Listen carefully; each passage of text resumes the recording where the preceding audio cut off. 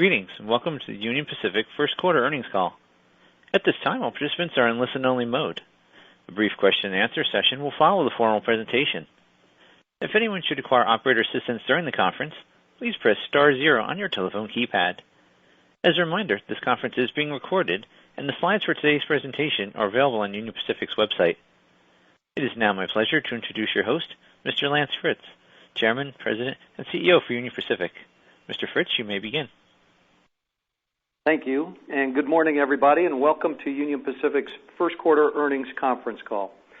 With me today in Omaha, practicing safe social distancing, are Jim Vena, Chief Operating Officer, Kenny Rocker, Executive Vice President of Marketing and Sales, and Jennifer Heyman, our Chief Financial Officer.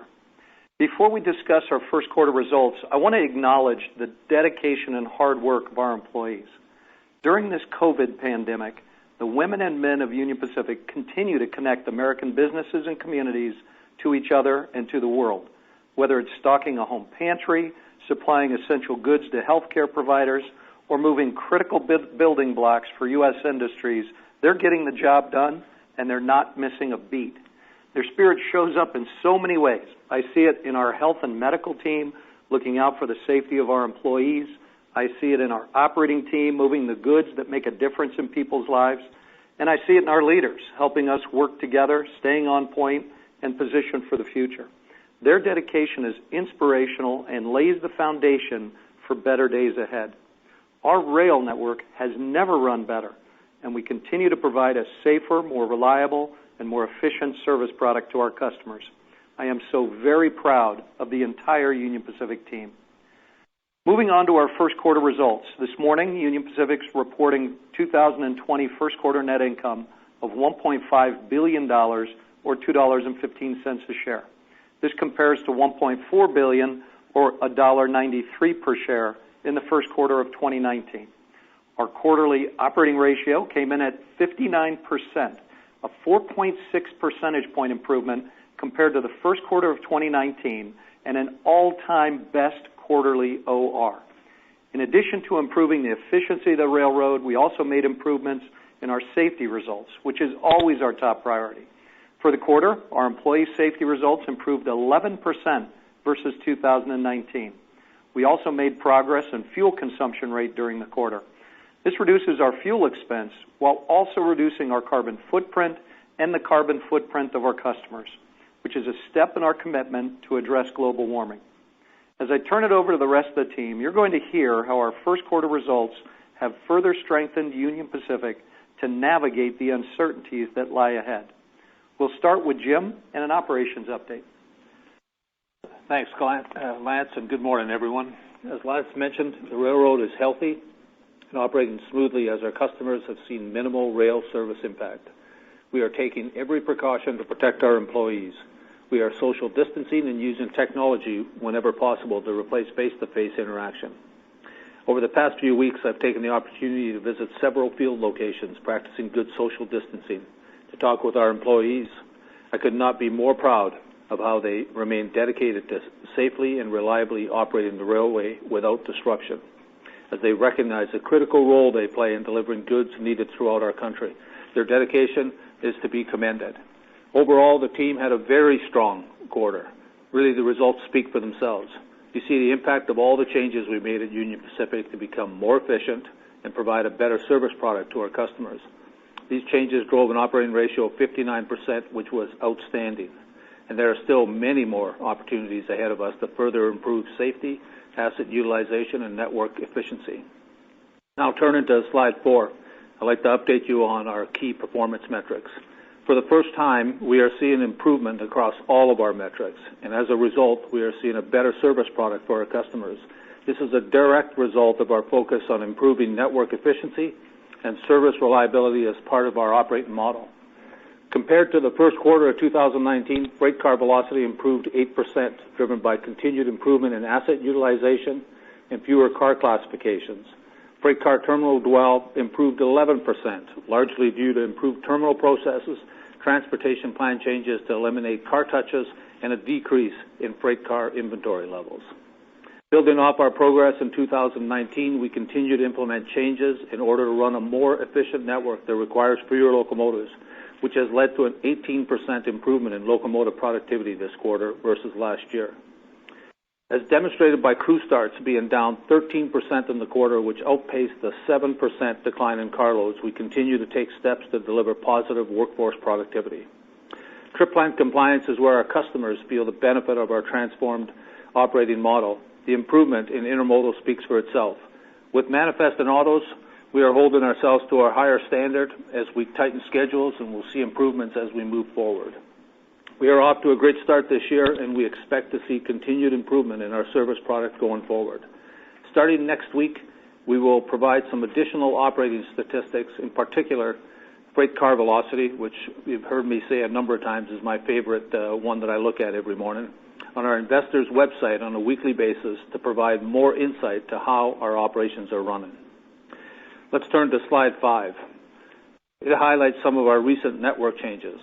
As a part of our continued implementation of precision scheduled railroading, we consolidated mechanical shops in the LA Basin and Houston areas. In the LA Basin, we've consolidated from 3 shops to 1, while in Houston, we've gone from 2 shops to operating just 1 as well. Increasing train size remains one of our main areas of focus, and we are making excellent progress.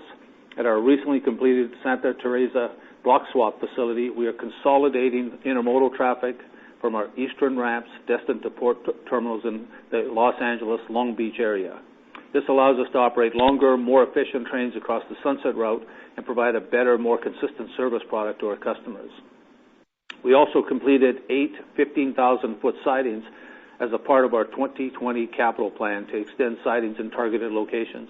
These sidings support our efficiency initiatives by increasing the number of long trains we can operate in each direction, thus reducing demand for crew starts.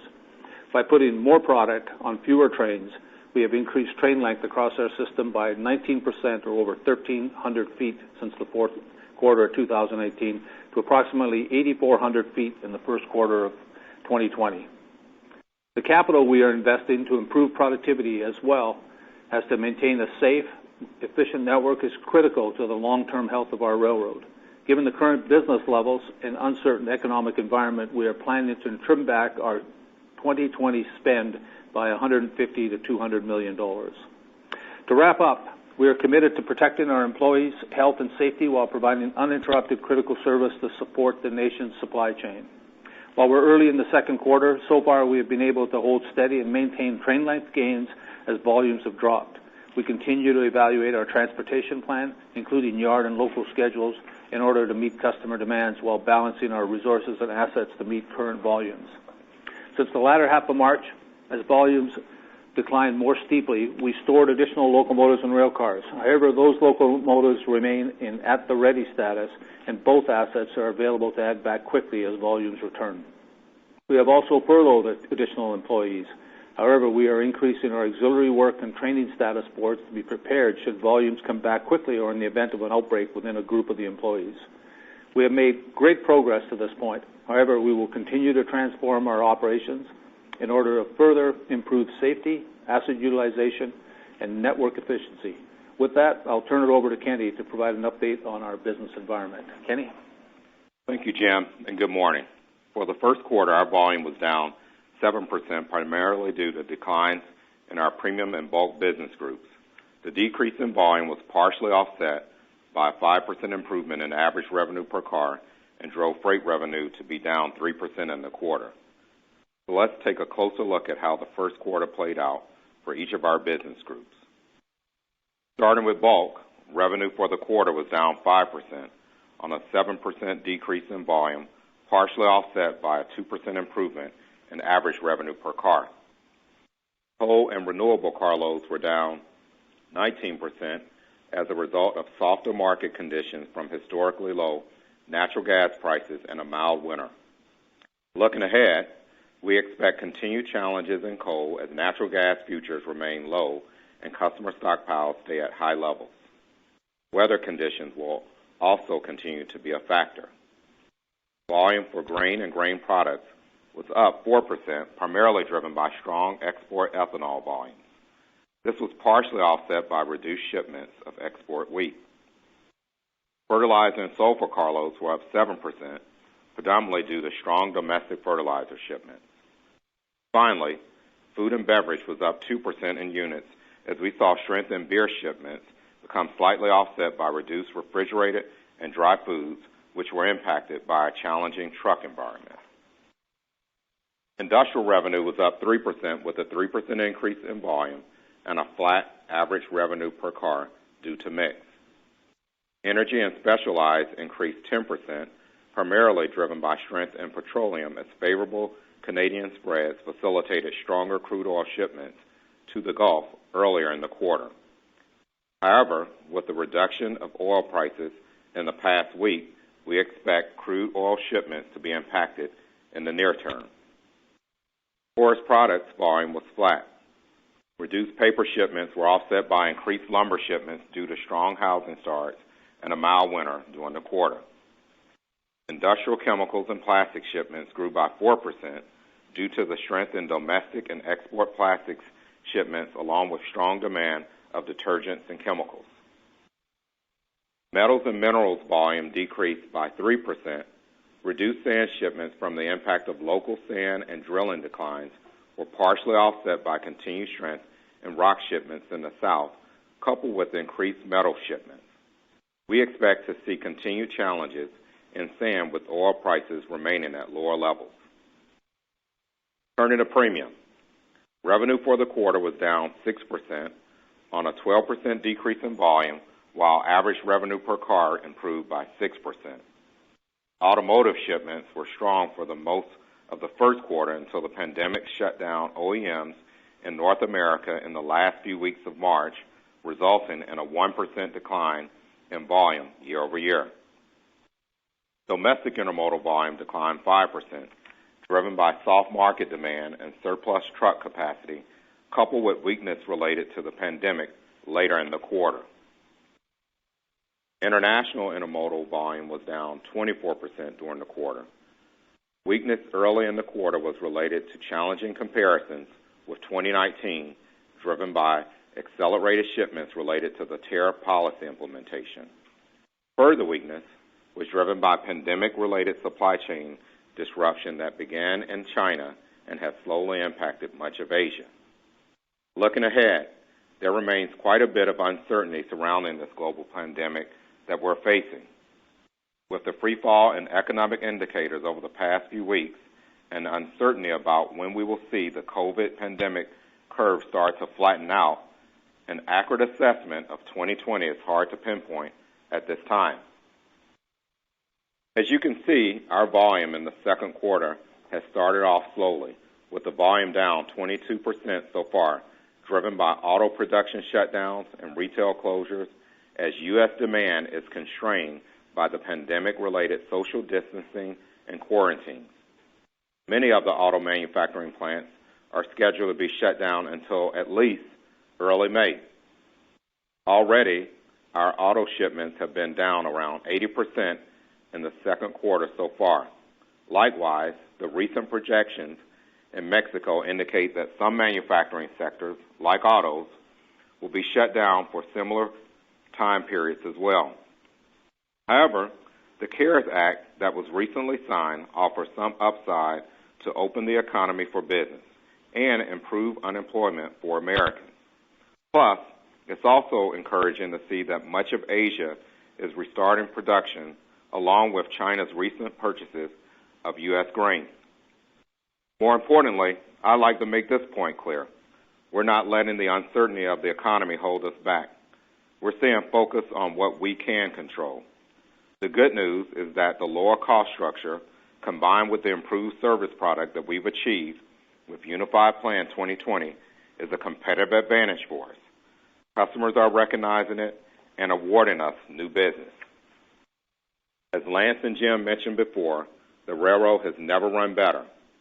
I want to thank our employees as they are taking the necessary precautions to stay safe and healthy so we can keep the operations running for our customers. We will continue to stay in close contact with our customers, and we are ready when the supply chains recover. As demand improves, we expect our stronger service product will place us in a great position to win incremental opportunities. With that, I'll turn it over to Jennifer, who's going to talk about our financial performance. Thanks, Kenny, and good morning. As you heard from Lance earlier, Union Pacific is reporting first quarter earnings per share of $2.15 and an all-time best quarterly operating ratio of 59%, our fourth consecutive quarter starting with a 5. Comparing our first quarter results to 2019, there are a few puts and takes. Last year, we incurred higher weather-related expenses, and you may also recall that we received a payroll tax refund that benefited both our operating ratio and earnings per share. As shown on slide 13, these two items had an offsetting impact in our 2020 results. Fuel was an unexpected tailwind in the quarter, and likely will be for much of 2020, as the year-over-year fuel price reductions favorably impacted our quarterly operating ratio by 80 basis points and added 4 cents to earnings per share. Setting aside those items, core margin improvement for the quarter was a remarkable 3.8 points and added 18 cents to earnings per share as we continue to demonstrate the power of our operating model, as well as the ability to flex our cost structure in the face of volume challenges. Thanks to the dedication and resolve of the entire Union Pacific team, we took another significant step forward to our goal of operating the most efficient, reliable, and consistent railroad in North America. Looking now at our first quarter income statement, 2020 operating revenue totaled $5.2 billion, down 3% versus last year on a 7% year-over-year volume decrease. Demonstrating our ability to be more than volume variable, operating expense decreased 10% to $3.1 billion. These results net to operating income of $2.1 billion, a 9% increase versus 2019. Below the line, other income decreased compared to 2019, as the payroll tax refund I referenced on the prior slide included $27 million of interest income. Interest expense increased 13% due to increased debt levels, while income tax expense also was higher, up 11% due to higher pre-tax income in the quarter. Net income of $1.5 billion was up 6% versus last year, which, when combined with our share repurchase activity, led to an 11% increase in earnings per share to $2.15. Looking at revenue for the first quarter, slide 15 provides a breakdown of our freight revenue, which totaled $4.9 billion, down 2.5% versus last year. While not able to offset the impact of the 7% lower volumes, the combination of favorable business mix and our pricing actions had nearly a 5-point positive impact on our quarterly freight revenue. Positive mix in the quarter was driven by lower intermodal shipments, partially offset by lower sand volume. In addition, fuel surcharge revenue declined $47 million in the quarter to $351 million and impacted freight revenue by 25 basis points. Drivers of the decline were lower volume and fuel prices. Now let's move to slide 16, which provides a summary of our first quarter operating expenses. Through our Unified Plan 2020 and G55 and Zero initiatives, we drove improvement across all cost categories. Compensation and benefits expense decreased 12% year over year, primarily as a result of our workforce and productivity initiatives. Total first quarter workforce declined 15%, or about 6,200 full-time equivalents versus last year. Sequentially, our workforce was down 2%. Breaking the year-over-year reductions down a little more, we saw a 19% decrease in our train and engine workforce, while management, engineering, and mechanical workforces together decreased 13%. This expense category also benefited from less year-over-year weather-related costs, offset by the payroll tax refund I referenced earlier. Fuel expense decreased 18% as a result of lower diesel fuel prices and fewer gallons consumed with a more efficient operation. Our consumption rate for the quarter improved 5% versus last year to a first quarter best level. Decreased costs associated with maintaining a smaller active locomotive fleet, as well as lower weather-related costs, were key drivers of the 10% reduction in purchased services and materials expense. In addition, as we use both our locomotive and car fleets more efficiently, we've been able to lower lease expense, which largely contributed to the 12% decline in equipment and other rents. With regard to other expense, which was down 2% in the quarter, we recorded an adjustment to our bad debt reserve to recognize uncertainty related to certain customer receivables due to the potential impact of COVID-19. That expense increase was offset by running a safer railroad, which lowered destroyed equipment costs as well as freight loss and damage expense. Finally, for full year 2020, we now expect year-over-year depreciation expense to be flat. Looking now at productivity and our cost structure, net productivity totaled approximately $220 million in the first quarter. As Jim detailed earlier with our improved key performance indicators, the successful implementation and enhancement of our operating plan is increasing efficiency, while at the same time providing a superior service product for our customers. As we've discussed in the past, we view productivity as a volume-neutral measure. In other words, we're reporting only that part of our cost savings attributable to the actions we are taking. But as we enter this recessionary period sparked by COVID-19, I'd like to make a couple of comments about volume variability, in particular as it relates to prior recessions.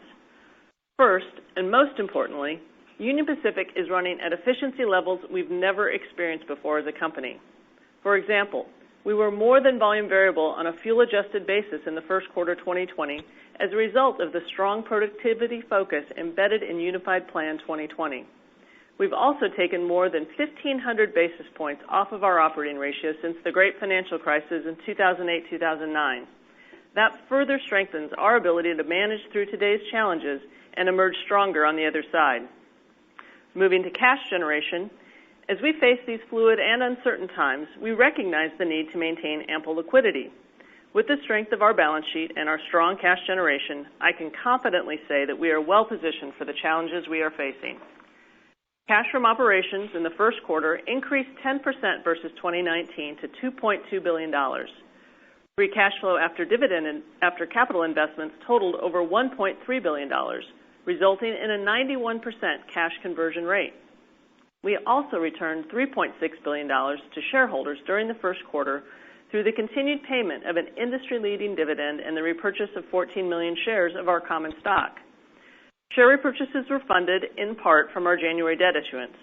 Union Pacific's strong investment-grade credit rating and a very attractive interest rate market allowed us to issue $3 billion of new debt. A portion of that issuance funded the $2 billion accelerated share repurchase program we entered into in February, and the rest is for 2020 debt maturities. We finished the quarter at an adjusted debt-to-EBITDA ratio of 2.7 times, in line with our previously stated goal of maintaining strong investment-grade credit ratings, no lower than BBB+ and Baa1. Although COVID-19 was not contemplated when we originally set our leverage targets back in 2018, the decision to manage our balance sheet in line with a strong investment-grade credit rating was clearly the right one. We maintain an active dialogue with our rating agencies, and at this time they are comfortable with our current leverage position. We finished the first quarter with $1.1 billion of cash on hand. However, in an abundance of caution, we issued $750 million of 30-year notes in early April to further increase liquidity. As of yesterday, our cash balance was around $2 billion. And we have additional levers available if needed. The current bond market is open to us, as evidenced by our April issuance. We also have $2 billion of credit available under our undrawn credit revolver and up to an additional $400 million available under our receivables securitization facility, which is 50% drawn at this time. As we sit here today, we do not believe it will be necessary to tap those additional sources, but we view them as a prudent backstop to have at the ready. Turning now to our 2020 outlook. We are formally withdrawing much of our previous guidance in light of the current economic uncertainties. In particular, we are no longer providing guidance for the full year 2020 volume, headcount, operating ratio, or share repurchases. To date, we have repurchased roughly $17 billion of the targeted $20 billion three-year program that is set to conclude at the end of this year. We will continue to monitor business conditions and adjust this activity as we see prudent. But with share repurchases currently paused, completion of the full $20 billion seems less likely today. As you heard from Kenny a moment ago, our second quarter car loadings are currently down 22%, and our current view is that volumes for the full quarter could be down around 25% or so. With volume declines of that magnitude, we are taking actions across the board to right-size our resources and manage expenses. Even with aggressive actions, however, it is unlikely we can improve our second quarter operating ratio on a year-over-year basis with that level of volume loss. Unchanging for 2020 is our long-standing guidance around pricing. We still expect the total dollars generated from our pricing actions to exceed rail inflation costs. With regard to productivity, we are widening our range of expectations for full year 2020 to $400 to $500 million. We clearly got off to a very strong start in the first quarter, and our commitment to productivity is unwavering. However, we also recognize that the loss of volume leverage is a challenge. In terms of cash generation and cash allocation, we've modeled a number of different down volume scenarios. In each, we plan to maintain the dividend, but with the capital modifications Jim mentioned and a suspension of share repurchases. The outcome of that exercise is a strong confidence in our ability to generate significant free cash flow after dividends in some pretty dire economic conditions. This is a testament to the earnings power of our franchise, as demonstrated by our first quarter results. Although frustrated by current conditions, the potential is clearly there. Longer term, our guidance of capital expenditures of less than 15% of revenue, a dividend payout ratio of 40 to 45% of earnings, and ultimately that 55% operating ratio remain intact. As you have heard from the entire leadership team today, we are unwavering in our commitment to improving safety, efficiency, and service, as we all firmly believe in the strong long-term prospects of our company. So with that, I'll turn it back to Lance. Thank you, Jennifer. Our first priority has been and will always be safety. We made good progress on safety in the first quarter, and I expect continued improvement. From a service and efficiency perspective, I am so thankful that we went through the tough process of implementing the Unified Plan 2020 over the last 18 months. That work has put us in a position of great strength to deal with the future. When the time arrives where COVID-19 is largely behind us, Union Pacific will be well positioned for long-term growth and excellent returns. With that, let's open up the line for your questions. Thank you. We'll now be conducting a question and answer session. If you'd like to ask a question, please press star 1 on your telephone keypad, and a confirmation tone will indicate your line is in the question queue. You may press star 2 if you'd like to remove your question from the queue. For participants using speaker equipment, it may be necessary to pick up your handset before pressing the star keys. Due to the number of analysts joining us on the call today, we'll be limiting everyone to one primary question and one follow-up question to accommodate as many participants as possible. Thank you. And our first question comes from the line of Allison Landry with Credit Suisse. Thanks. Good morning. Jim, as you think about the persistent reduction in coal tonnage and the GTM intensity of that network, do you see opportunity for, or are you considering making any structural changes that might reduce maintenance capital requirements? Broadly, any thoughts you could share about how you're thinking about the coal network going forward? Listen, the coal network was built to handle way more trains than we're handling. So it starts off on a separate piece of the railroad. So there's no ifs, ands, or buts that we're looking at that. We've got plans to be able to take advantage and use some of that, both in maintenance and some of the capital that we put on the ground in there. On some of the other network, a little more difficult because it just mixes up with the rest of the trains we run. But absolutely, Allison, we've got a plan of when some segment of the railroad sees a downturn in traffic, that we fix it. The big challenge for Kenny is this: I want him to fill it up. So I think he's got a great service product, and we get out there and fill up those pieces that are running with less traffic right now. Okay, and then could you give us a sense for how much train starts are down in April? And then in terms of just headcount declines, do you think you can continue to outpace volume declines in the next quarter or two? And if there's any way to sort of parse out what percentage you think would be structural takeouts versus how much would likely come back with the recovery in demand? Thank you. Okay, so far, I'll tell you, the team has done a spectacular job. Our train size is growing in April, not come down. So we are full bore. Everyone's on looking at how we make this place with what the traffic that's offered to us and make it the most efficient. So it's actually gone up in size, train size, in April. And you'll see that when as we report next, or you'll see it from how we talk at different conferences. As far as people, I think we've done a great job of staying ahead of the game. There would come a point where it's difficult to stay ahead of the drop in business. But so far, even up to this point right now, with the traffic that we see in April, we've been able to stay ahead and be productive in that we are dropping more than the adjustment in business. But I'll tell you, there's a certain point when it's impossible to do. So we're not there yet. Okay, excellent. Thank you. Thanks for the questions.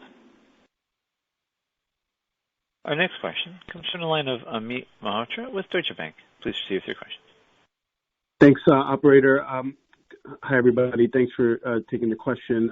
Jennifer, I didn't fully catch your comment around the OR for the second quarter. Did you say it was going to be down year over year? Were you comparing it sequentially? I don't think I understood exactly what you were saying there. Thanks, Amit. No, my comment was on a year-over-year basis and saying that with volume declines that we're expecting of this magnitude, so down 25% or so, it's unlikely that we would be able to improve our operating ratio in the quarter. It was a quarter-only comment on a year-over-year basis. Right, okay. Got it. Okay, that makes sense. Thanks for the clarification. And then, Jim, I just want to come back to Allison's question really quickly. Obviously, the 25% decline in volume, it's a bit unique, I guess, in the quarter because the decline in revenue is so significant, but also kind of short-lived, which introduces a whole host of other dynamics in terms of how you manage labor and other costs in the business that might need to ramp back up. So if you could just talk to us how you manage that. I mean, it's basically PSR is important, but and thank God you guys did it in the context of what's happening currently. But is the second quarter just going to reflect more of a normal kind of 50-60% decremental margin quarter, because a lot of those costs that you would normally have to structurally kind of move away has to remain because you have to prepare for the hopefully V-shaped recovery on the other side. Just help us think about how you manage through this dynamic that's a little bit unique. Well, listen, it was a multi-person answer question. I think Jennifer wants to jump in, but let me just start with what I see. You can see that we're high double-digit drop in the number of employees already versus where the business dropped. And so it gives us a chance to be able to be there. And that's why the comment, the way I answered Allison's question, I'm very comfortable that at this place, I don't know what's going to happen to the business. I'm open for a big V coming back, but who knows? So we are prepared and preparing to make sure that we do not set ourselves up, that if the business comes back in quicker than some people think, that we're prepared for it. So that's why the way we parked our locomotives, we've got lots of locomotives. I don't even want to talk about how many we've got parked right now. It's so many. I worry more about the productivity number that's out there. That's what's real key is how many. So we've got locomotives ready to go. The business comes back slow or fast. We're ready for it. And people, we have been smart about how we manage all the labor that we have. So we are purposely, at this point, because of the substantial drop over a short period of time, that we have put people in places so that we can recall them. They cost us a little bit less money, but they're available real quick to return to the railroad so we don't impact. Service is key for us. You can't be running an efficient railroad, and I've always said that, and I know some people mix this whole thing up, PSR and service. So you can't have a good operating railroad that will operate safely if you don't have customers that want to come on it. And that's what we're building. I think we're there. Kenny should be able to go out and sell it, but at the end of the day, that's what we're all about. Jennifer? Yeah, I mean, so we're obviously not going to give guidance on decremental margins. Again, you look at our first quarter performance, very strong. We're more than 100% volume variable. But I think when you think about how we look at the second quarter, I mean, obviously 25% down volumes, and as your earlier question was asking around the operating ratio, it's tough to keep up in terms of your cost cutting when you have volumes come out that fast. We are going to be very aggressive and do everything we can, but we are not going to give specific guidance relative to headcount for second quarter or relative to the margins. But just know we're going to pull every lever available to us. Okay. Okay, I'll keep it at two, guys. Thank you very much. Appreciate it. Thank you, Amit. Our next question is from the line of Brian Ossenbeck with J.P. Morgan. Please proceed with your question. Hey, good morning. Thanks for taking the question. Maybe one for Kenny. Can you just go through the impacts of energy across the portfolio? Specifically, you mentioned crude before, but wanted to hear a little bit more about perhaps natural gas, what that does to the plastics producers in the Gulf Coast. And, I hear your comments on coal, but is it too early to think about some potential upside in coal if we were to see an improvement as production gets shut down? Yeah, so I'll walk you across pretty quickly here. The coal prices have just dropped here even over the last few months to some levels that we haven't seen in a while. I'm sure you see the same forward curve forecast, and we'll see what happens there. But there is nothing that leads us to believe there's going to be large upside with coal. But we'll keep working with Jim's team to get the productivity that we can get out of it. The other part of the energy side, of course, is the oil prices, and you've seen what has happened there on the petroleum side with crude oil. We'll see what happens with those prices. Those prices also have an impact on our sand business in terms of drilling, and then to a lesser degree, the drilling pipe segments also. As you look at our plastics business, there is going to be an impact on our plastics business. I will tell you that there is more production that has come on, and there's more production that will come on. That is a positive for us. We're hearing that we know that the operating rates for a number of our plastics producers has taken a step down, but that's still a very positive segment for us. I will say this, and I want to end it all with this. At the end of the day, our service product has been as good as it has been. As we continue to see other pieces of carload business come up for us to bid on and compete for, I really like the position that the service product has put us in. All right, thanks, Kenny. So follow-up for maybe Jennifer and Jim. I believe last time we talked, you're targeting a $500 million plus productivity gain, which is more volume neutral, and looks like now you're taking it down a little bit, at least from how we see it here. So maybe you can just give us a little bit of context to that. If clearly the volume environment is different, but if this is a volume neutral sort of metric, maybe you can help bridge the gap there between the two numbers. Sure. So you're right. We do take out the volume variability part of the cost. So if we're going to have fewer train starts because of lower costs, we don't count that in the number. But if we have reduced train starts, like through Jim's long train productivity initiatives, those are things that we put into our productivity number. What my comment was meant to say is that when you have less volume, it's harder to leverage that. And so when we were putting together our plan for 2020, recall we originally said we were looking for a little bit of positive volume growth when we gave the guidance of $500 million or so productivity. We've obviously taken that volume growth off the table in terms of what we're seeing today. And so that's why we feel like we need to widen that range a little bit in the $400 to $500 million range. So that's how you should think about that. But Jim, you might want to add a little more. So Jennifer and Brian, listen, $220 million first quarter starts us off real well to be able to deliver what we said. I think it's prudent that we look at it because if you drop volume, you have less of a chance to reduce. And just the way we measure cost takeout, it's true cost. There isn't anything. Volume doesn't help us. But I'll tell you this, is there's a list of things that I still want to get done.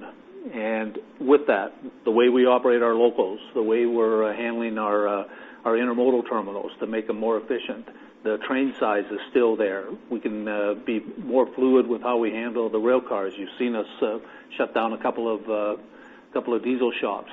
So all those things are still out there, and unless really the markets change for us even more, I'm very comfortable with where Jennifer's got us guiding for this year. I'm very comfortable. I won't use the word blow by because otherwise Jennifer will get excited about it. But I'm very comfortable with where we are. Hey, Brian, this is Lance. I just want to add, it's really simple to think about. If in this quarter, as we anticipate, volumes are off something like 25%, you got to take something like 25% of your activity out of the railroad to match before we start talking about incremental productivity. So the basis for which you're going to create productivity gets very, very difficult when you take an order of magnitude change like that.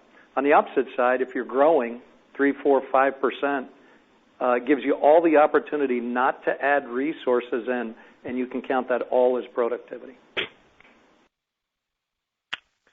Right. Yeah, it sounded like there's a calculation aspect to it, kind of like your core pricing. So I just wanted to make sure that was clear. Thank you.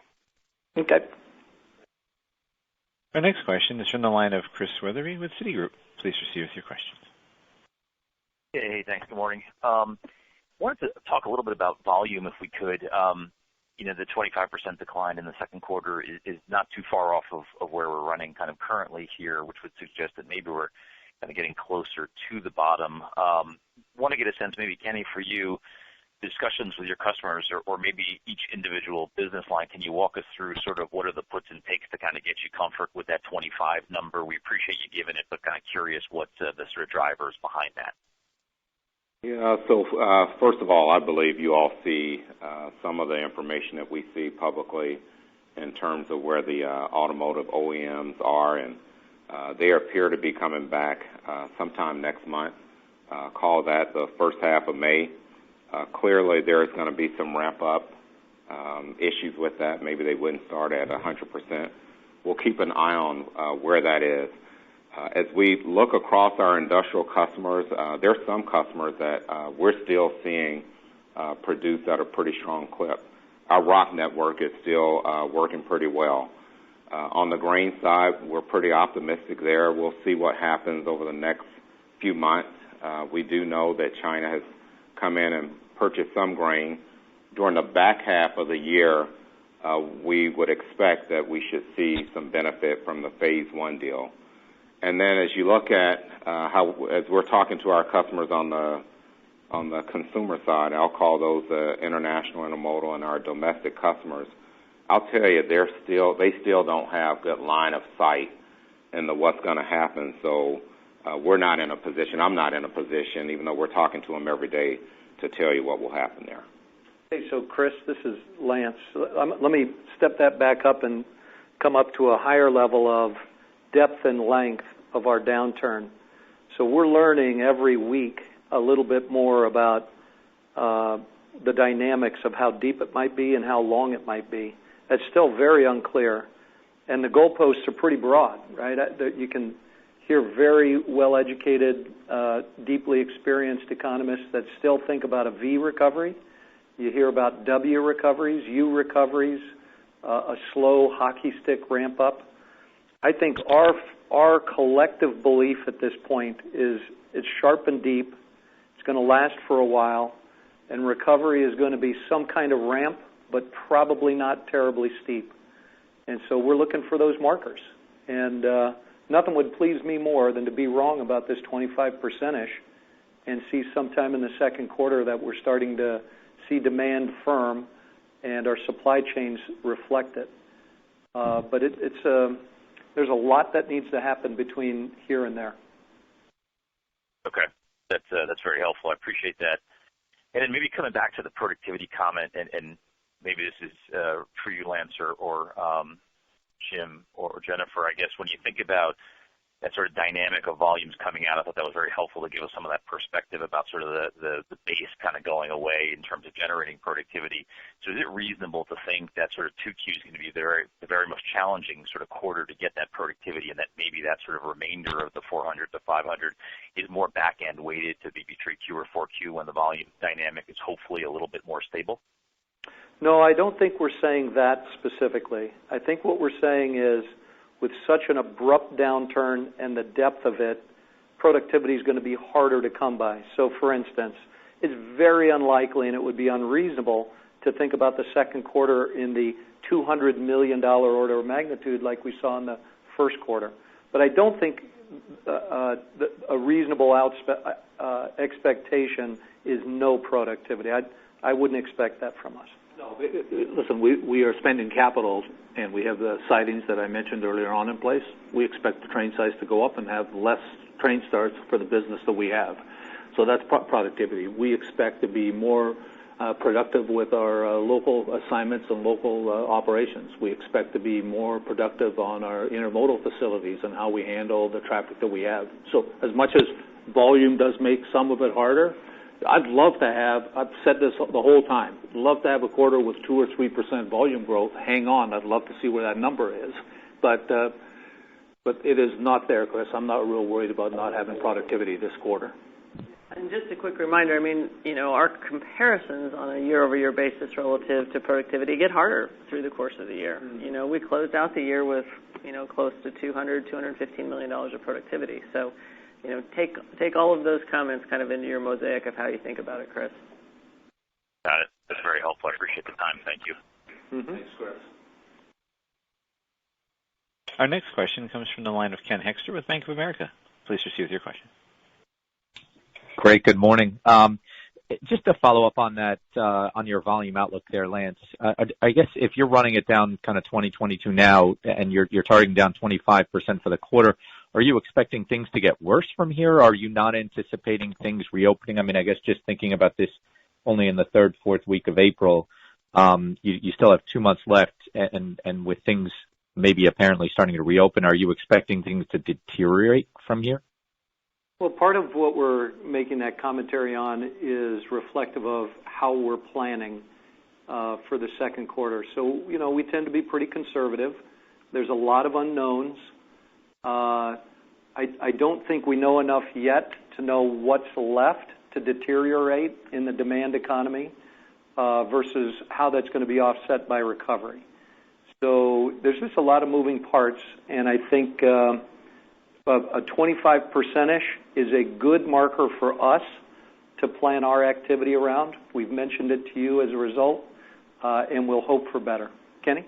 Yeah, I want to just give you a view from my seat. When our commercial team goes in and we talk to our customers, we're talking about, after we go through our safety side, the second thing we talk about is the service product. And Jim is exactly right. We've got a very strong service product to sell.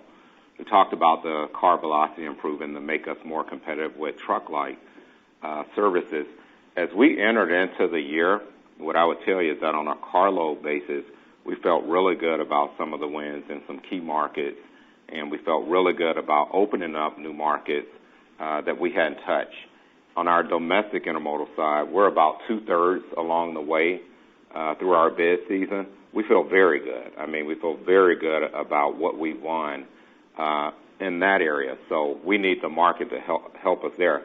Even in our international intermodal business, towards the back half of the year, there have been some jump ball opportunities that we feel really good about that we won that you should see. So coming into the year, we felt really good about our opportunity to compete.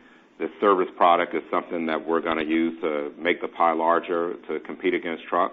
But we feel really confident once the market comes back. Thanks, Kenny. Thanks, Lance. I guess if I could just switch over to Jim or Jen for my follow-up. You talked about trimming CapEx. That's contrasting a little bit what we've heard from some of the others who look to take advantage of the downturn, maybe to get some cheaper build-out capabilities. Can you maybe talk about that? And Jim, can you clarify the status on the locomotive fleet and the park capacity? Thanks. Well, listen, Ken, it's a good question in that usually the way I like to look at it is if you have a downturn in business and you know it's going to come back, why adjust your capital program at all? We went through it, and it's more like a timing that rolls into next year. This is not anything that everything that we had in the capital plan was built to make this railroad better, more productive, safer, and sustainable over the long term.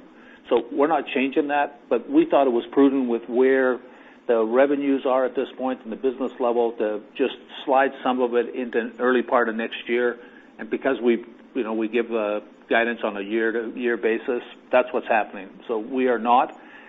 Absolutely, there is some areas where we're going to spend money faster, and we can see that. So if we have some opportunity, even after we make the adjustment in the capital, to be able to use some of that cash because we're more efficient, we'll spend it this year at this point. But stay tuned, and we'll adjust it as we see what happens to the business. Jennifer, anything else? No, I think you summed it up, Jim. Okay, thanks. Thanks, Ken. Thanks, guys. And just the local fleet numbers? Appreciate the I'm time. sorry, Ken, you broke up. Just the local fleet. Jim mentioned. Oh, listen, we've got so many locomotives parked that I'm just about embarrassed to say how many we have parked, okay? And there's some noise in it right now because of the business drop, but this is the number I look at, Ken, and I gave it to you.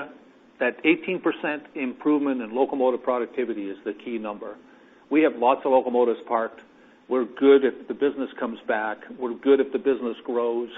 We are being smart. We're putting all the technology. We've got the best locomotives, and you can see the fuel efficiency that we said 5, but you could take some of the noise out, but a true 4% betterment.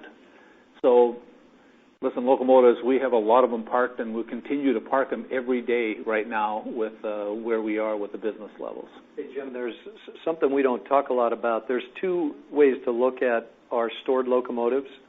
There's locomotives that are stored and intended to be stored for a while. That is, we don't anticipate their need in the next week, 2 month. And then Jim's got other locomotives that we store in a status called at the ready. And at the ready are literally ready to be pulled out and put back into service on a moment's notice. And so that mix is changing every day. But the at the readies allow us to react to business upturn, which we hope we see, and we hope it's a strong V. That'd be great. Thanks for the time and thoughts, guys. Appreciate it. Thanks, Ken. Our next question is from the line of Scott Group with Wolfe Research. Please proceed with your questions. Hey, thanks. Morning, guys. So wanted to just follow up on something I heard earlier. Jim, in the answer to the first question, were you suggesting that April headcount is down more than volume, so down sort of more than 20%? And then, Jennifer, I totally get second quarter OR commentary. You've got some cushion with the strength of the first quarter. Any thoughts at all about the ability to improve for a full year basis? You want to start, Jim, or you want me to? Sure. Listen, I'll start real quick. Just to clear up the whole discussion about people, we started at 19% drop that we've announced over the first quarter, year over year, and we think that we will continue to drop that down as the business comes down and with some productivity. I'm not sure where we're going to end up exactly, but stay tuned. I think we've got a great story moving ahead. Yeah, and just to clarify Jim's comment, that 19% is our train and engine crews. Right. So that's a part of our workforce, not the whole workforce. Yeah. So to your question, Scott, then about full year OR, no, we pulled that guidance off the table, and it really is going to be dependent on what happens in the marketplace, the commentary that you've heard us have here today. Again, we would love to see volumes come back, and in that environment, we feel very, very good about our potential. I mean, you saw what we did with down 7% volumes in the first quarter, making very strong improvements in our operating ratio, and that's the kind of call that the proof statement, test case, whatever words you want to put around that in terms of what we're capable of. So we're just not going to give any guidance right now because we don't have great visibility to what volumes are going to be other than, where we think second quarter is going to end out.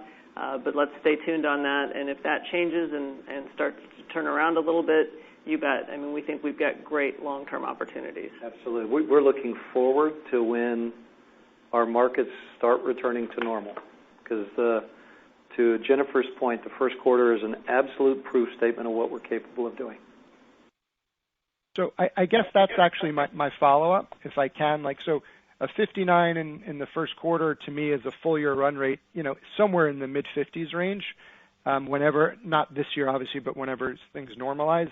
Is there anything about that 59 in 1Q that you feel is sort of not sustainable, that we shouldn't think about sort of what the earnings power is in a couple of years? When not making a commentary on your math on what it translates into for the full year. That 59 in the first quarter was clean. All right. Thank you, guys. Thanks, Scott. Our next question is from the line of Tom Wadewitz with UBS. Please proceed with your questions. Good morning, and impressive performance against a tough backdrop. Clearly. Wanted to ask you, Jim, if you could offer some thoughts on the kind of the PSR process. It's like sometimes you say, well, I a softer volume environment makes it a little bit easier to make some big structural changes. I think it'd be fair to say this is more than a soft volume environment. So how do you think about, the PSR changes, the pace of change, and whether you can, take another look at structural positions? So, you say, hey, we had 14 carload terminals. We now have whatever your number is. Maybe it doesn't need to be 9. It could be 5 or 6. How do you think about that just in terms of, I'm thinking of the, intermodal and carload terminal network, and whether you have now a chance to say, oh, we can ratchet that down even further, or maybe it's outside of the terminal networks, it's something else. Yeah, Tom, you know me by now. I don't like to get way ahead and guess on what we're going to do next, and a lot of it is driven by car flow. So I think we've shut and idled 5 hump yards already, and there's probably possibility for more, depending on how the traffic flows are, and we'll do that at the right time. Fort Worth caused us a little noise for a while in the first quarter operationally, and so you need to make sure you bed these things down where you don't impact the operation. But we see opportunity still in, and it doesn't matter where the volume is. Whether the volume's down or up, I see productivity that we can and efficiency that we can get out of the place, and it's across the board. It's how we manage, the number of people that we have that need to manage, the processes we put in place for intermodal. Later on this year, we're going to have consolidation in Chicago down to 3 intermodal facilities from 6. So I think that's great for us. We are looking at what we're doing down in the LA Basin to see how we can give a better service product and be able to touch the customer in a better way in the whole LA Basin. So, Tom, there's still lots out there. I see lots of opportunity, but hopefully I'm being smart, and I'll let Lance and Jennifer and Kenny give me the feedback. But we're trying to do this, or I'm trying to do it in a systematic manner where we don't impact the customer to the point where we lose business because of what we're doing, and we're able to do it. And I think I've been here just over a year. I think it's been successful. Great leadership from everybody at the table here with me. This is a team effort. So I'm real happy, and there's lots of opportunity left. I might as well just answer it. Someone's going to ask me what inning I'm in. It's not football season anymore. It's not baseball season, and I hope it was baseball season. But it's still like I got half of the game to go yet, okay? Hey Tom, part of your question also kind of is contemplating, again, depth and length of this downturn. And that's what makes our decisions the most difficult right now. So right now what we've got is decisions that we've made about resources like our OTS boards, so that some part of our furloughed crews are more accessible to us quickly. We've talked about at-the-ready locomotives. We've taken an action here on our non-agreement workforce, and instead of taking a large scale of permanent force reduction, we thought for this period of time it's more prudent to ask our non-agreement workforce to take required unpaid leave of absence, a week a month for 4 months. All of those actions are with an eye towards recovery is going to occur. We need to be ready for it. We need to be ready for whatever shape it takes and still do what's prudent in the current environment. We think we got that balance. Right.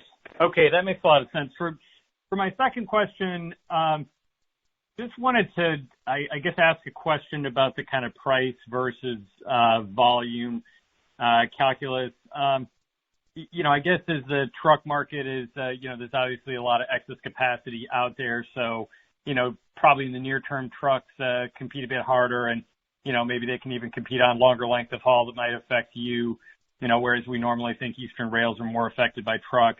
Kind of how do you manage the pricing approach? It's great to be really disciplined on price, but, that could cause some further share loss to truck in certain segments on a near-term basis. So I don't know, Kenny or Lance, if you want to offer thoughts on the kind of view versus truck and price versus volume approach. Sure. Let me start, and Kenny will give it some fine points. parts of our pricing philosophy, the core pricing philosophy is unchanged, and that's about having to generate a return on whatever piece of business we secure and making sure that our price reflects our value. What's cool about having fundamentally shifted our cost structure is that it opens up more markets to us. Clearly, trucks are very competitive in a loose market like what we've got right now. There's going to be elements of truck competitive business that make no sense for us to pursue because somebody in the trucking world is willing to take it just to generate enough cash to survive. But our cost structure opens up a broader segment of that market to compete and win and generate an attractive return, and we're doing that. Yeah, the only thing I'll mention is that, again, just to go back to the car velocity number, and that's an average number. There's some, areas where that car velocity number is much greater, and it has given us the ability to go out there and get the pricing that we believe we should be receiving for the service product that we're providing our customers. There's tremendous value that we're talking about when we talk to our customers, and we're renewing business and going after new business and asking them to open up their truck lanes for us. Right. Okay. Thank you for the time. Thank you, Tom. Our next question is from the line of Ravi Shankar with Morgan Stanley. Please proceed with your questions. Thanks. Morning, everyone. Sorry, but just to follow up on the productivity targets again, I'm a little bit confused because, based on the commentary about the changing range, it does sound like the productivity target is at least somewhat related to volume growth. So is it fair to say that you are now at the stage of PSR where kind of a lot of the cost side, like the fat in the company, has been taken out, and it's mostly going to be an efficiency / volume driven OR improvement story from here? Hey, I'll start, Ravi. This is Lance. So the short answer is it's always easier for us to get productivity in a growing environment than in a shrinking environment. We've proven we can get it in a shrinking environment. When you shrink it 25%, it gets really, really difficult. It doesn't go to zero, but it just gets pretty difficult. In terms of PSR and fat, clearly at 59 operating ratio, there's less easy opportunity than there was at 69 operating ratio. But there's still opportunity, and Jim's outlined many of them. Lance, I think you hit that perfect, unless there's a follow-up on it. Yeah, and maybe, Lance, if I have a follow-up for you, kind of just thinking big picture, do you think a situation like this, kind of the unprecedented shutdowns you're seeing right now, again, going back to the adage of never waste a good crisis, I mean, do you see some of your customers making permanent changes in their domestic or global supply chains? I'm assuming some of that is a risk for you, some of that is an opportunity. Kind of, what do you see are some of the kind of permanent changes coming to supply chains in the future? That's a great question, Ravi, and for sure there are going to be some opportunities that grow out of this crisis. One is we do hear our customers talking about evaluating their supply chains with an eye towards reliability being valued a little bit higher. That means nearshoring or onshoring some of those supply chains, and that would be a good thing for us, generally speaking. We haven't necessarily seen that happen. I think it's way too early. I don't think you're going to see wholesale investment happen until suppliers, the industry starts becoming more confident in the demand side. But clearly, I think we're going to see that, and that'll benefit Mexico. It'll benefit our to and from Mexico business, and it'll probably benefit our inside the United States business as well. Great, thank you. Yep. Thanks, Robbie. Our next question is from the line of Justin Long with Stephens. Please proceed with your questions. Thanks, and good morning. So I wanted to follow up on some of the intermodal commentary. Obviously, we've seen a substantial decline in fuel prices, and it doesn't sound like the energy market is coming back anytime soon.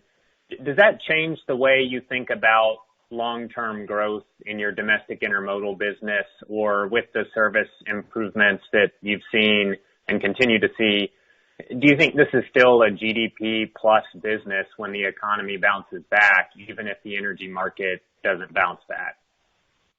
Yeah, there's no change in how we look at the business. What's changed is that our service product is much, much stronger now and much more reliable and gives us an opportunity to compete and win out there. And, as I mentioned, being two-thirds into the bid season on the domestic side, we feel really good about the wins that are out there. I can't predict what's going to happen with GDP when where those numbers are going to go, but I can predict that the service product is going to allow us to compete and win. And I feel just as confident and feel just as committed to what our commercial team is doing on the international intermodal side too. Okay, and maybe as a follow-up on mix, obviously it was positive here in the first quarter, but going forward, how are you thinking about general merchandise versus intermodal on a relative basis as we kind of think about the magnitude of the volume decline that we could see in the near term, and also just the timing of the recovery between those two segments? Just wanted to get your high-level thoughts on how those businesses perform on a relative basis as we think about the implications for mix. Boy, if you're thinking about relative basis, and for that you're talking about margin by commodity or product line, we like them all, and we've talked about how we've done a lot of work to fundamentally improve the intermodal margins to a point where we'd love to see that grow like anything else. But this mix that you saw here has a lot to do with the fact that we're getting $1,200 a box for every move of intermodal versus $25 or $3,000 for a carload box. Jennifer? Yeah, I mean, in the first quarter, obviously, if you just look at it on an average revenue per car basis, of our three business teams, the group that has the highest average revenue per car is our industrial team, and that's the group that had a little bit of growth for us here in the first quarter. So, those are the lines. We started giving you guys the revenue ton-mile information on a broader segment of business, and so I would just continue to watch that. We don't know what business is going to come back first, and so that's really going to be the driver in terms of how the economy restarts and where that comes through. If it comes through in the manufacturing sector, that might be a positive for us. If it comes through more on the consumer goods and we're seeing more intermodal move, you'd see it there. I'm less worried about mix and more concerned about what's absolute volume is going to do, and that's where we want to see the market come back to us. Okay, I'll leave it there. Thanks for the time. Thanks, Chase. Thank you. Our next question comes from the line of Brendan Oglenski with Barclays. Please proceed with your questions. Hey, good morning, everyone, and thanks for taking my question. Jennifer, you did say that you have solid free cash flow expectations after dividends under various scenarios, so I'm going to sneak it in there and ask if you're willing to share some of those scenarios with us, even hypothetically. But more importantly, I guess that's insinuating, maybe in a lesser demand environment, we can still protect the dividend. I guess, would you be looking at leverage as that first source of liquidity, or would it be capital spending? I guess, where are the priorities in a weaker environment? So, I appreciate the question about sharing the scenarios, but obviously you know that I'm not going to do that. In terms of our cash priorities, I mean, you've heard us consistently talk about, we're going to invest in the business for the long term. That's what we're in this world to do, is run a railroad and serve our customers and grow the business. And so Jim laid out very well for you, how we're prioritizing that, and so first dollar goes to the capital investment. Then we have our dividend, which we're very much, committed to. We view that as an important part of our return to shareholders. And then the excess free cash we have been using for share repurchases, and that priority in terms of our spend is unchanged at this point. Yeah, the first claim goes to keeping the railroad running and running well. Okay, thank you. Thank you. The next question comes from the line of Jason Seidel with Cowen. Please proceed with your questions. Thank you, operator. Most are asked and answered at this point, but wanted to circle back to a remark that two-thirds of your domestic intermodal business has been sort of repriced, so you've gotten through that. Just wanted to see if you guys can give a little bit more color on that commentary and how you think that pricing market's going to shape out going forward. And what are your plans as you approach that, particularly since you are improving your service product? So, what you're offering now is a lot different than what you were offering, let's say, 3-4 years ago. Yeah, well, thanks for that question. You've got a number of things going on. We've got a much stronger service product, which is going to help us as we're competing against all the modes, call it, barge, rail, or truck. But we also have a lower cost structure, which helps us get into some of these newer markets. What I would tell you is that because our service product has been so strong, I think that's been the change X factor for us to go out and win this new business. We are able to get a longer haul or compete more closely with the truck piece. So we're going to continue to price to the service product. We expect to be over inflation. There's nothing that shows me we wouldn't be able to do that, even though right now there's a lot of truck capacity out there. Okay, so you'd say that of the 2/3 that you've priced, that's been over inflation, and you expect the remaining third to be priced over inflation as well, even in this difficult market. That's true. That's correct. That's an excellent way to think about it. Fantastic. Appreciate the time as always, and everyone, please be safe out there. Thank you, Jason. You too. The next question comes from the line of Walter Spracklin with RBC. Please proceed with your questions. Yeah, thanks very much. Good morning, everyone. So I want to focus my questions on the rebound, not so much when it's going to happen, but how you're going to handle the different potential shapes of that rebound that you alluded to. And I guess the first question, perhaps for Jim. I mean, there's a lot of complexity out there with regards to non-essential goods kind of filling warehouses and essential goods having run. I think when things start to clear out, is there any concern that a sharp recovery is going to be aggravated by the complexity of cleaning out the system, so to speak? How are you preparing for, if we do see a faster rebound, how you handle that without being bogged down? Yeah, Walter, listen, it's a great question because this is an extraordinary event. It's affecting the economy in a completely different way than I think anything we've ever seen. So we don't know whether it's going to be a quick up or it's going to be a slow up, but this is what we've done. We have prepared ourselves with the key ingredients that you need to operate the railroad and rebound. So it's locomotives, people. We are out there every day, and I give everybody at Union Pacific and all the people that are out there working, that are still out there working every day, not just at Union Pacific, accolades, because our employees have come to work, and we have had no major issue with being able to move any of our trains. But what we're doing to get ready is the railroad's in a safe manner. We're out there putting capital in. We have locomotives ready to go. Like, we've got enough locomotives that it could go back to where we were before. They are in a state where within hours we can turn them back on and put them out in the fleet if we need to. We have people, instead of furloughing them completely, we're carrying a few extra, and not just a few, but we've decided that it was a smart thing to do to be able to put the people back on to be able to operate the train. So we've done everything we can to handle, whether it's a V, whether it's a U, or and I'm hoping for a sharp turn. I hope the economy personally turns and everybody can get back to work and live the life that we had before. But if not, we're set up to be ready for it, Walter. And the second question here is related to a prior question, and Lance answered the question by, the opportunity being nearshoring.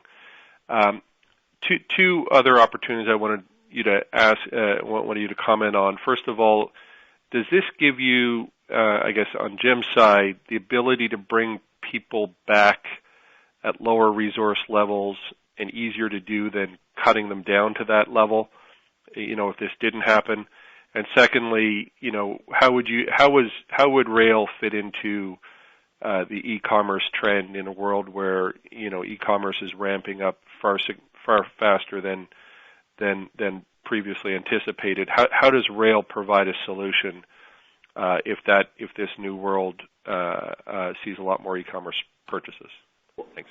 Let me start, Jim, and then I'll turn it over to you. So on the e-commerce question, clearly we're seeing e-commerce continue to penetrate in retail. We think that changes the opportunity. We don't think it decreases the opportunity. It changes supply chains. We still have a need to get from bulk to distribution site. Clearly, we're not part of a hours or one-day delivery, but we don't have to be. What we have to be is part of the supply chain that gets product to the forward distribution site that can fulfill like that. And we continue to do that. So what it really says is we need to have our eyes wide open on the winners in that world and align well with them. And then I'll let Jim answer the question on resources and bringing them back. Walter, when we have whatever starting point we're at, and we're at this point, absolutely, because we see productivity gains. So we will not recall the same number of people back to work as we adjusted down. So no ifs or buts. Whether we were full workforce and we had productivity gains that would have brought it down, or now as it comes back, we just won't need quite as many people as we had before.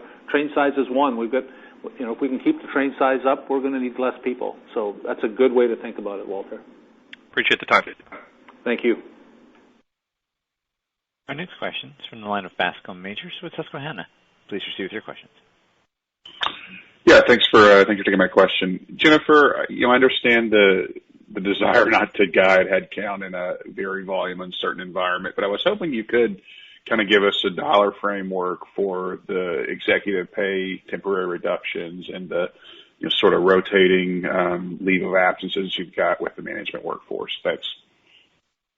Thanks, Bascom. I'm going to decline that opportunity. It's part of everything that we're doing to manage our cost structure and, pulling all the levers across the board. And you've heard us talk about that before, and you saw it in the first quarter where we were able to make improvement in every one of our cost categories. And so this is part of certainly the comp and benefits line, but we've got work going on across the board, and that's really the way that we look at it, is in that context.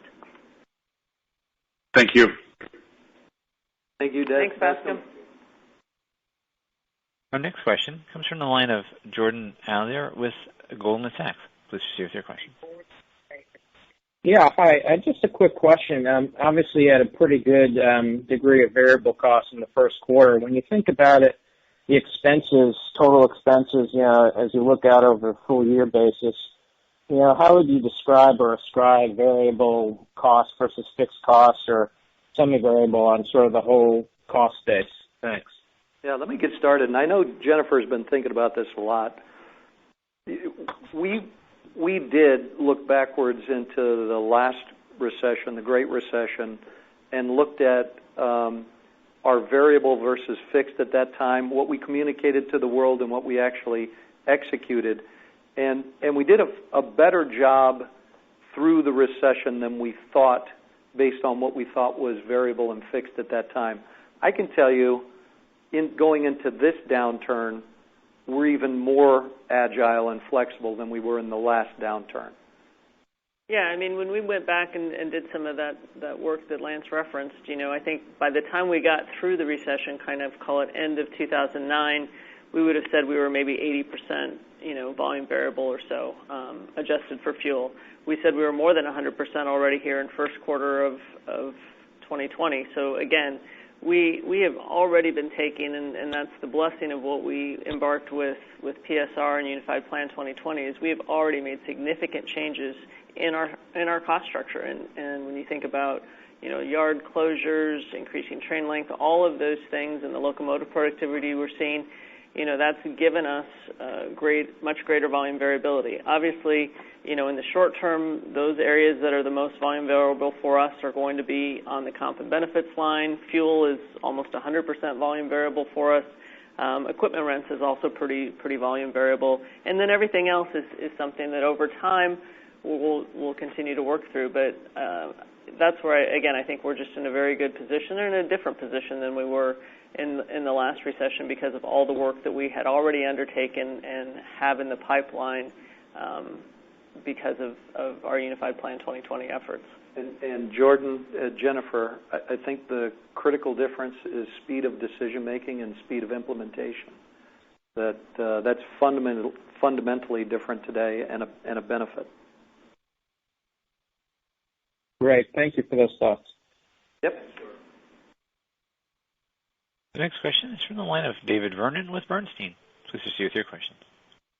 Hey, good morning, guys. Thanks for taking the time. Jennifer, I wanted to ask you or Kenny maybe, I wanted to ask you the step up in the mix price benefit from fourth quarter to first quarter.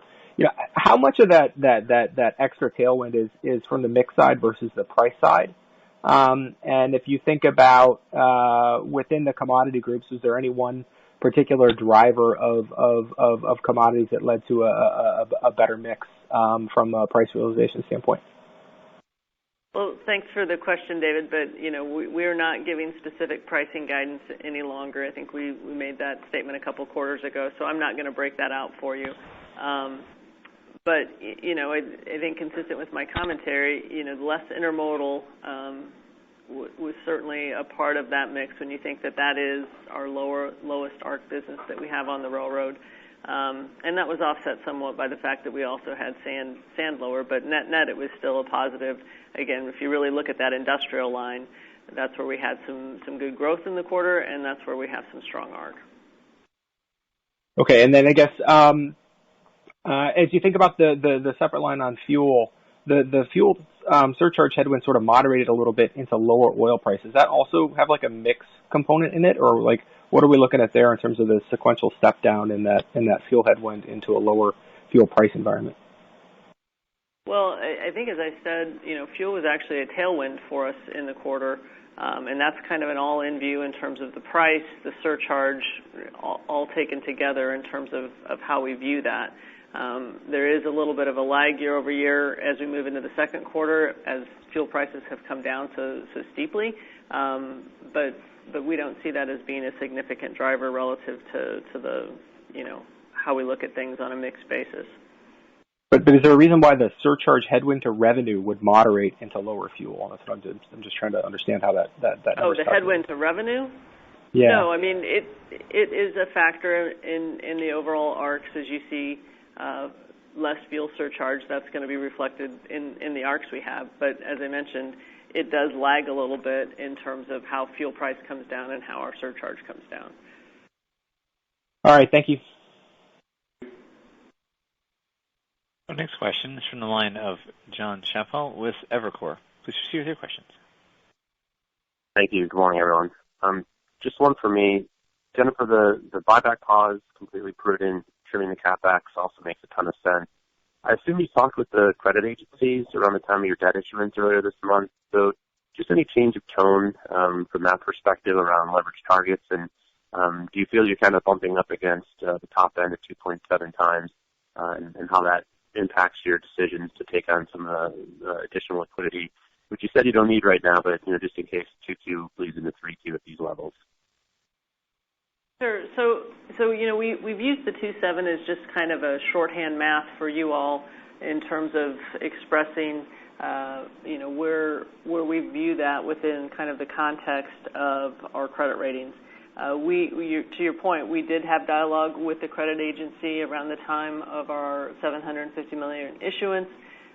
We share with them kind of our best thinking, some of our scenarios, and as I mentioned in my comments, they're comfortable with where we're at. Certainly, if we had a need to go back into the markets, we would have that dialogue again, but we feel very good where we're at. We believe we've got good access to credit, if we need that, and we've obviously got some other things in terms of our revolver and the receivables facility if we need to. But those are, I would call, more of a belt and suspenders approach, but feel good about it. I have no concerns there, and I believe the rating agencies feel good with us as well. All right. Thanks, John. Our next question is from the line of David Ross with Stifel. Please proceed with your question. Thank you. Good morning, everyone. Jim, I wanted to talk about that first slide you put up regarding service level goals, specifically around manifest and auto trip plan compliance. Is there anything you guys have articulated as to where you want that to go from 64 today? history tells me that different customers, the manifest business is a little bit different. This tries to reflect what we've committed to the customer, and we're measuring ourselves harder than what we actually committed to the customer as far as what their trip plan is on their individual rail car. So you never get this number to 100, just the same as the intermodal number never gets to 100. It's impossible to get there. But I think I'd like to see it, another double-digit improvement. And I think if we do another double-digit improvement the way we measure it, we remove most of the noise or a lot of the noise on how the interaction is of us living up to what we've committed to the customer. So that's the way I look at it, David. Hey, Jim, a little bit of the whatever the number was, 64, 65 in the first quarter, was self-inflicted. You mentioned on the call that we had a little noise around our change in Fort Worth at Davidson Yard, where you stopped humping at Davidson. And that impacted that to a degree for probably 6 weeks. So, I would expect, to your point, we're growing that number to start with a 7. What's not reflected in that number is that the transit times have gotten better. That's one thing, and I can tell you our customers are acknowledging that the service on that carload side has gotten better. Yeah. And are there any commodities that are harder to handle that would reduce the productivity of the manifest network? So, if you have more of X than Y, it slows it down? Absolutely. If you have cars that you don't touch as often, makes it easier for you to be able to handle. So if we were a bulk railroad, and some people are bulk railroads more than we are at this point, then you load them up at one place and you haul them to the other. I'm going to say this: my mother could do that. So it's a lot easier to get a number out of it. But yes. But other traffic, we have to handle in multiple and more steps. You have a better chance to have a failure somewhere in the process. And we love that business. I love it all. We love that. We got a railroad that can fill up, so I love it all. But well, I'm sure your mom's glad you're following in the family footsteps. Well, we had to finish this call with a little humor. A hell of a railroader. And David, and to everybody, I should have mentioned it even more, and I know Lance will, but listen, I'm real proud of everybody and also everybody out there that is working to keep this country going, from people at the front line everywhere. So thank you very much. Thank you.